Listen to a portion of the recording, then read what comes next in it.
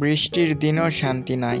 বৃষ্টির দিনে নাকি প্রিয়জনের কথা মনে পড়ে, আর এইদিকে ঢালাই সর্দারের লেবারের কথা মনে পড়ে। সকাল থেকে 4-5 বার ফোন দেওয়া হয়ে গেছে, শেষমেশ না পেরে কাজে আসাই লাগলো। কি আর করব, খাওয়া দাওয়া করে কাজে লাগা লাগবে এখন। আর আজকে কিন্তু নওগাঁ জেলার নওজোয়ান টাওয়ারের কলম ঢালাই হবে। লোকজন আগে আসছে, আমরা লেটে আসছি, তবু আর কি করব, কাজে লাগা লাগবে। একটু লেট হয়ে গেছি, যার জন্য দ্রুত গতিতে কাপড় চোপড় চেঞ্জ করে কাজে লাগা রাখবো। আমি জোরে কাপড় চেঞ্জ না করে আরো ধীরে করতেছি। যতই ধীরে চেঞ্জ করি, কাজ তো করাই লাগবে। তো দেরি না করে জলদি জলদি খাবার খেয়ে আমার জায়গায় চলে গেলাম। আর এই নওজোয়ান টাওয়ারের কিন্তু পুরো পাথর দিয়ে ঢালাই হচ্ছে, আর সামনে কিন্তু রূপোস সেট করে রূপোস দিয়ে মাল উঠাচ্ছে। রূপোস থাকার কারণে অনেক সুবিধা হয়, মাথাতে মাল উঠান লাগে না। যাই হোক, কাজটা শেষ করে অবশেষে বাসার দিকে রওনা দিলাম। আর এই জায়গাটা কি তোমরা চেনো?